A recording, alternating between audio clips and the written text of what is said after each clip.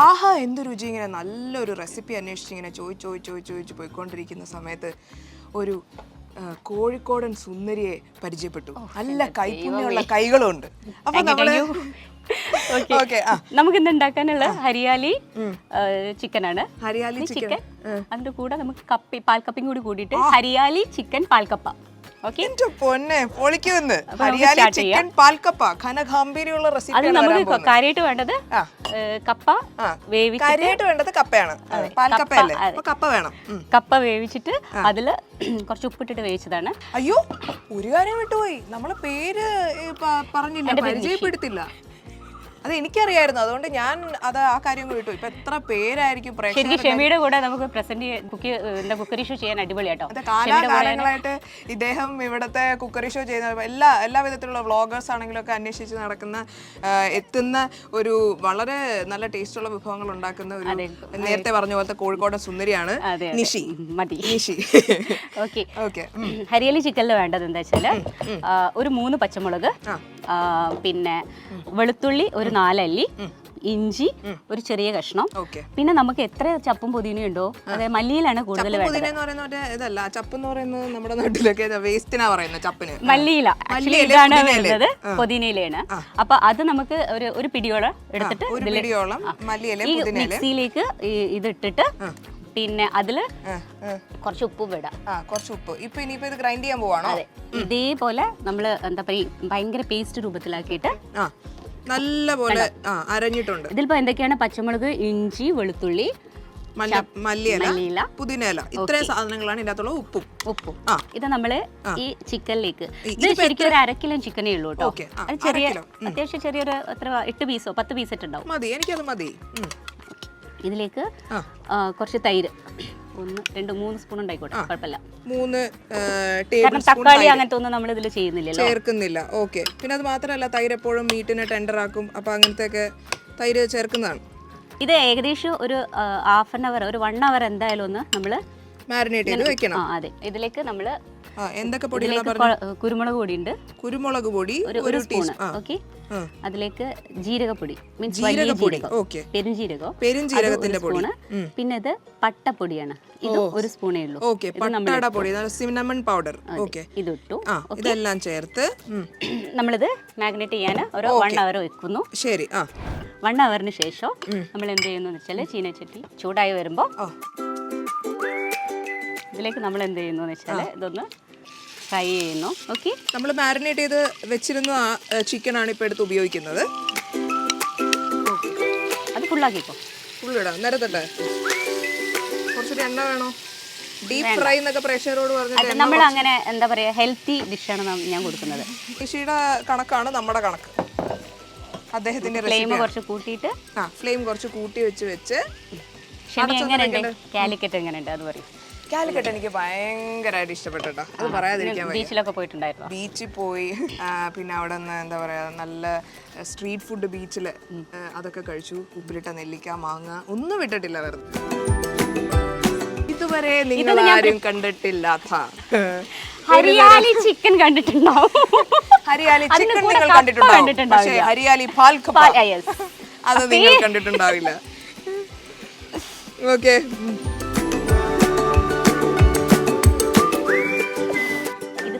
നമ്മൾ ഓപ്പൺ ചെയ്യുമ്പോൾ നല്ല സ്മെൽ ഉണ്ടാവും. ഇതൊക്കെ ഞാൻ പറയേണ്ട ഡയലോഗാ. അല്ല, ഞാൻ നിന്നെ ഹെൽപ്പ് ആക്കടാ. നല്ല മണം വരുന്നുണ്ട്. ഇനിയില്ലേ ഇതിൽ നമുക്ക് ഇത് പട്ട 2 ഇട്ട് കൊടുക്കുക. ഒരു 3 ഏലക്കായി 2 ഇട്ട് കൊടുക്കുക. ഓക്കെ. അപ്പോൾ നമ്മൾ പെരട്ടി വെച്ച ചിക്കൻ മസാല നമ്മൾ എണ്ണയിലിട്ട് വറുത്ത് ഡീപ് ഫ്രൈ അല്ല തവ ഫ്രൈ ചെയ്തുകൊണ്ടിരിക്കുകയാണ്. ഷെമി ഇപ്പം ഏകദേശം ഇത് റെഡി ആയിട്ടുണ്ട്. എന്നാലും നമുക്ക് ഇത് ചെറിയ തീയിൽ ഒന്ന് വേവാൻ വെക്കാം. അപ്പൊ നമുക്ക് പാൽക്കപ്പ നോക്കാം. ഇതിനിടെ കൂടെ നമ്മൾ പാൽക്കപ്പ ചെയ്യാൻ പോവാണ്. ഇത് കുറച്ച് മതി കേട്ടോ വെളിച്ചെണ്ണ. കപ്പ കഴിക്കുമ്പോൾ നമ്മൾ വെളുത്തുള്ളി നിർബന്ധമാണ്. കാരണം എന്താ അറിയോ?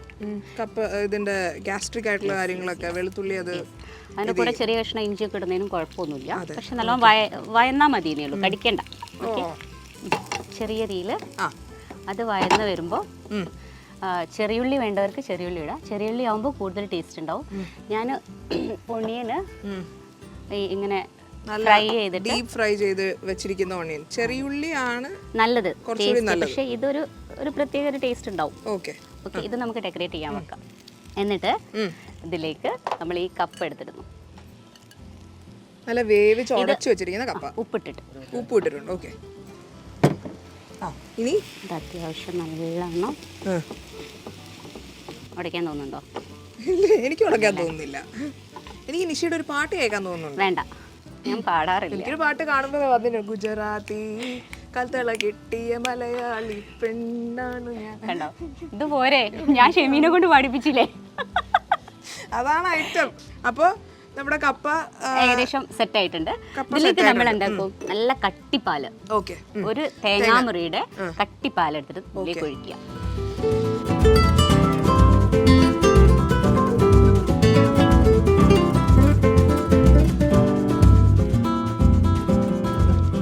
അതായത് രണ്ടും കൂടി, ഇത് കുറച്ച് സ്പൈസ് അല്ല, മീൻസ് സ്വീറ്റ് ആയിരിക്കും, ഇത് കുറച്ച് സ്പൈസി ആയിരിക്കും, പക്ഷെ വലിയ സ്പൈസി ഒന്നുമില്ല. കുട്ടികൾക്കൊക്കെ കഴിക്കാൻ പറ്റിയ ഒരു ടൈപ്പാണ്. രണ്ടും കൂടി നല്ലൊരു മേജ്, നന്നായിട്ട് ബ്ലെൻഡ് ചെയ്യുന്ന രണ്ട് ഐറ്റംസ് ആണ്. നിഷി നല്ല രീതിയിൽ തിങ്ക് ചെയ്തിട്ടുണ്ട് കേട്ടോ. പാൽക്കപ്പയും അതിന്റെ കൂടെ ഹരിയാലി ചിക്കനും ഒന്ന് ട്രൈ ചെയ്ത് നോക്കണം നിങ്ങൾ. ശരി, ഇത് ഇടാറായോ ഇങ്ങോട്ട്? Okay,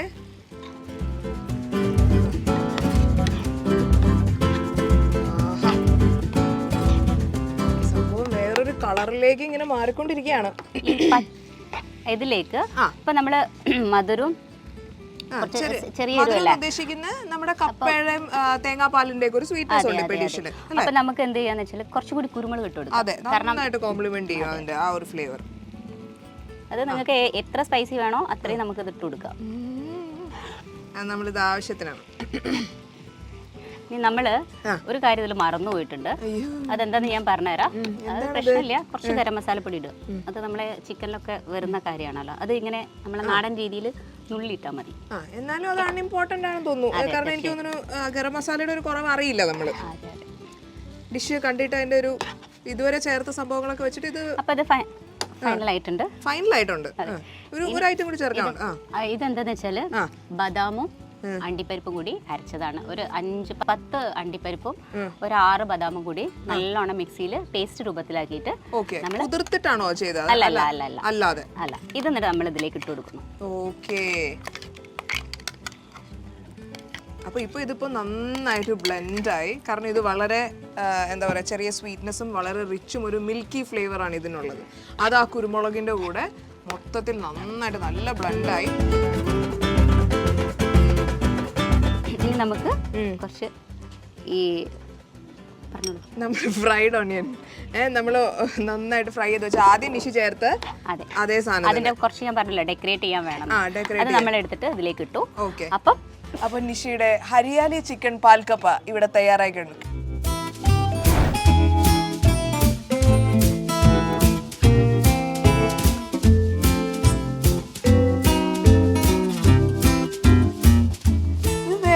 western രീതിയാണല്ലോ. കോഴിക്കോട് നിന്നൊക്കെ പോയി ഇങ്ങനെ പാല് സഞ്ചരിച്ച് നടക്കുക. ഇതൊക്കെ എന്താണ് ഞാൻ ചെയ്യേണ്ടത്? അത് തേങ്ങാപ്പാൽ അതിൽ ഒഴിച്ചിട്ട് കഴിച്ചാൽ മതി. Very complicated. ജസ്റ്റ് ഞാൻ ഒഴിച്ചു തരാം. ഓക്കെ, നമുക്ക് ഇവിടെ നിന്ന് അങ്ങോട്ട് ഒഴിക്കാം. ലൈവായിട്ട് കുറച്ച് തേങ്ങാപ്പാൽ അതിന്റെ പുറത്തോട്ടൊന്ന് ഓവറാക്കിയാലേ ആൾക്കാർ ശ്രദ്ധിക്കൂ. അപ്പൊ നല്ല പാൽക്കപ്പയുടെ നല്ലൊരു സ്കൂപ്പ് ഇങ്ങനെ എടുത്ത് ലൈവായിട്ട് ഇപ്പൊ ഒഴിച്ച തേങ്ങാപ്പാലും കൂടെ കുറച്ചെടുത്ത്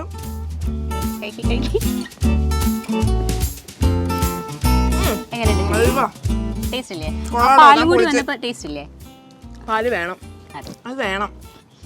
ഗംഭീരമായിട്ട്. അതുകൊണ്ട് ഞാൻ നേരത്തെ പറഞ്ഞ പോലെ നിഷിയുടെ ആ കുരുമുളക് തൂവൽ ഞാൻ ഓർത്ത് ഓവറാക്കിയെന്നു.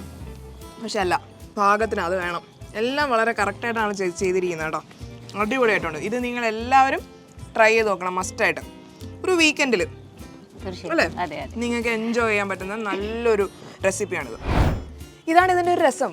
രുചി അന്വേഷിച്ച് ഇങ്ങനെ യാത്ര ചെയ്തുകൊണ്ടിരിക്കുമ്പോൾ ഒരുപാട് സുഹൃത്ത് ബന്ധങ്ങൾ കിട്ടും, നല്ല നല്ല റെസിപ്പികൾ കിട്ടും. ഇന്ന് എനിക്ക് മനസ്സ് നിറഞ്ഞൊരു റെസിപ്പി ആയിരുന്നു കേട്ടോ. അതുപോലെ തന്നെ മനസ്സ് നിറഞ്ഞൊരു സുഹൃത്ത് ബന്ധവും എനിക്ക് കിട്ടി. നിങ്ങളെല്ലാവരും ഇത് ട്രൈ ചെയ്ത് നോക്കുമെന്ന് ഞാൻ വിശ്വസിക്കുന്നു. മസ്റ്റായിട്ട് ട്രൈ ചെയ്ത് നോക്കണം കേട്ടോ. എന്തായാലും അടുത്ത എപ്പിസോഡിൽ ഇതിൽ നല്ലൊരു വിഭവമായിട്ട് ഞാൻ വരും. അതുവരെ ബൈ.